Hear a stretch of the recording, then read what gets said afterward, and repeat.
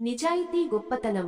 చాలా రోజుల క్రితం ఒక చిన్న గ్రామంలో ఒక మంచి చెరుకుడు ఉండేవాడు.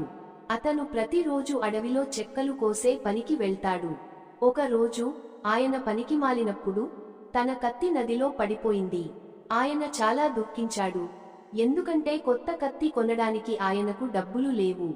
అనంతరం ఆ నది దరిద్రంలో ఒక దేవత వచ్చింది. ఆమె అతనికి అడగగా, నీవు ఇంత దుఃఖిస్తున్నావు, నీ అవసరాన్ని నేను తీర్చగలను అని చెప్పింది. ఆ దేవత మొదట ఒక బంగారు కత్తిని చూపించింది. చెరుకుడు, ఇది నా కత్తి కాదు అని చెప్పాడు. తర్వాత ఆమె రజత కత్తిని చూపించింది. ఇది కూడా నా కత్తి కాదు అని చెరుకుడు చెప్పాడు. చివరగా ఆమె తన అసలైన లౌహ కత్తిని చూపించింది. ఇది నా కత్తి అని చెప్పాడు. ఆ దేవత ఆయన సద్గుణాన్ని చూసి ఆశ్చర్యపోయింది. నీ నిజమైన గుణం వల్లనే నీవు అసలైన కత్తిని పొందావు అని ఆమె చెప్పింది. ఈ కథలోని పాఠం ఏమిటంటే, నిజాయితీత మరియు మంచి స్వభావం మనకు ఎప్పుడూ మంచి ఫలితాలు తెస్తాయి.